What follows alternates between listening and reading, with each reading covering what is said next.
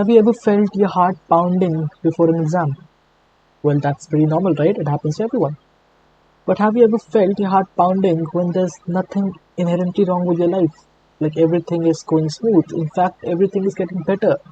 Your relationships are fine, you are fine, your health is fine, your family's health is fine, and there are no upcoming events or anything. But yet you feel like there's a warm knot in your stomach, and you feel all those overthinking loops, and you feel overwhelmed.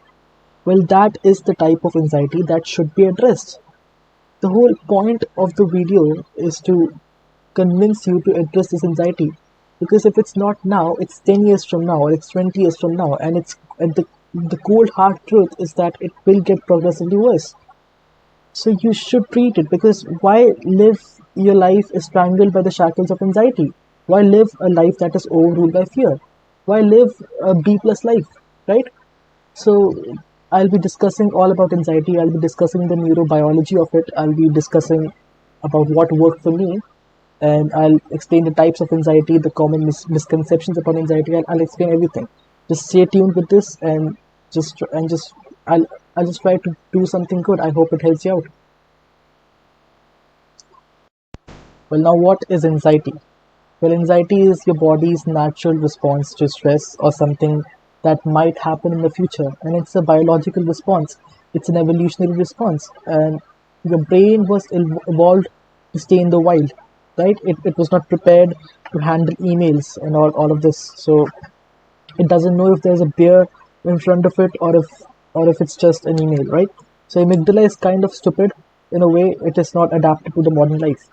So a little anxiety is normal, but it becomes a problem when it's constantly there, when it's hampering your opportunities, when it's hampering your life, when it's influencing your decisions. So there are a lot of types of anxiety. There's anxiety from general anxiety disorder. There's anxiety from PTSD. There's a type of anxiety that comes from OCD. There's a type of anxiety that comes from attachment style, like the personality traits and all that. And then there's anxiety that is genetical, that is biological, that is due to like something like Lyme's disease or an overactive thyroid. There are a lot of reasons. Well, the thing is that what I'll be discussing with you will be a general psychological cure.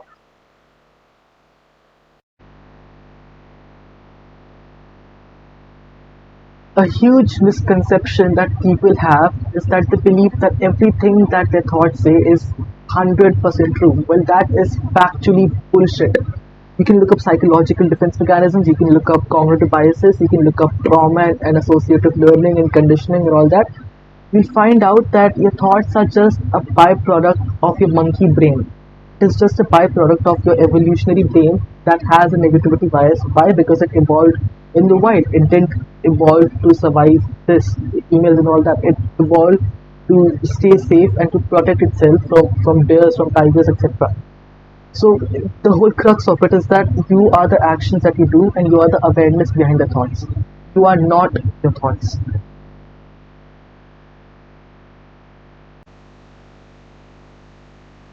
Well, now, so what is the cure?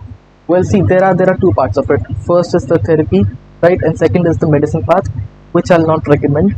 First is, I'm not a psychiatrist, so I can't recommend all these medicines. These are just the options that I've listed down. You can discuss with your doctor if you want. The thing is that this path, if your anxiety is very chronic, you can take use of this. But the thing is that this is not efficient. The best thing that you can do will be this. So you can take up SSRIs, you can take up SNRIs, beta blockers like propanol, alpha 2 agonists, clonidine, all that. There are also psychedelics, which is the better part of the medicine of all the medicines, but it's not available in India. Psychedelics include shrooms, LSD, DMT, all that. And you can also take up supplements if you want. Like supplements are a safer option for sure. You can take up magnesium L-threonate. You can take up NSC, magnesium biglycidate, and there is fish oil. You can take fish oil. That does help. But I'll be discussing this. This is the main part of this video. So there'll be two parts of it. First will be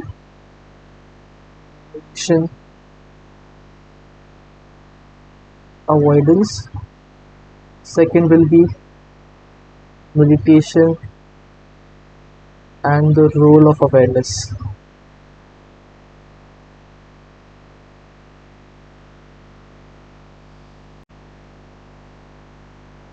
Now, first you'll have to know what is rumination, right? So it is the unnecessary engagement with your thoughts. Have you ever found yourself like after an argument, like not necessarily after an argument, find yourself fixed on thought loops? You keep going over the same thought again and again and again, whether it's from a fear, whether it's from an argument, whether it's from rejection, whether it's from lack of confidence, or any random thought, any vulgar thought, anything. So you find yourself engaging with the specific thoughts, and you'll try to reject them, you'll try to fight with them, you'll try to argue with them, you'll associate with them. So that is what you have to realize, is that you are not your thoughts. Whatever happened to you in that specific moment or the day before, that is the thing that will come up to the forefront of your brain, right? So rumination is totally, and this is the main enemy. Uh, it is basically a cognitive, anxiety is a byproduct of cognitive activity, right? So rumination is a cognitive activity that is controllable and that is in your hands. You can stop this if you train yourself for it, right? So what you can do is that you can be aware of it, right? You can be aware of your thoughts. That's actually good, that's actually fruitful. But the thing that you're not allowed to do is you're not allowed to direct attention towards the thoughts. You are not allowed to engage with them.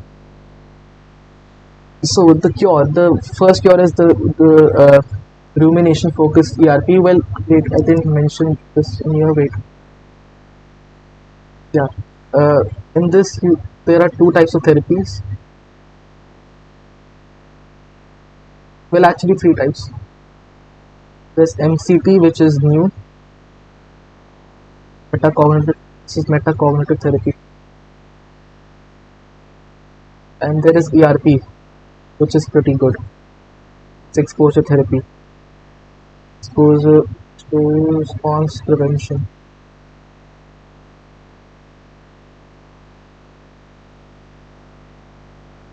Yeah. So back to this. So rumination focused exposure response prevention. It will be focusing on not on training your attention muscle, right? It will train you to not direct your attention towards the cognitive activity. So how do you seize it? First, you have to realize that your attention, it can be shifted. It is in your hands. It is totally in your hands, and this is factual evidence. I can provide you with all the papers, and you do not push the thoughts away from entering awareness. Your only job is to not direct attention and to not engage with it. That's your only job. And if you find that the thoughts are popping again, well, that means that they left. That's why they're popping up again in the first place, right? So how do you train this? This is the best part. Meditation, the second thing, the second part of the therapy. Meditation plays a huge role here. This will be the cheat code, right? So meditation, it trains your muscle of directing attention towards the thought loops, and shifting it away, shifting the attention away.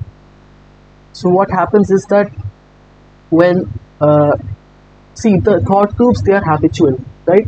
So when you're aware of something, it can't be habitual. Like you can't be autopilot and aware at the same time. And if you see the scientific evidence for it, you can see that awareness has the same circuitry as willpower, and that is the anterior mid-cingulate cortex. Well, and actually the yogis knew it all along. That's a different story. And see, this is a paper too. This is a analysis between the relationship of anxiety and attentional control. I'll link this in the description.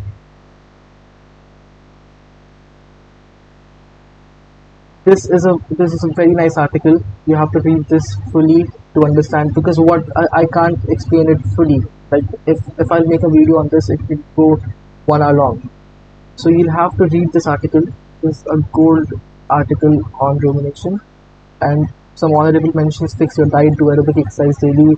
And there's another perspective to anxiety, and that is that Jung said, Carl Jung was a Russian psychologist who said that anxiety can occur when there's a conflict between the conscious self and the unconscious self. So figure out your hidden desires, figure out your life and your hidden passions, creativity, whatever that is hurdling your life. That's it.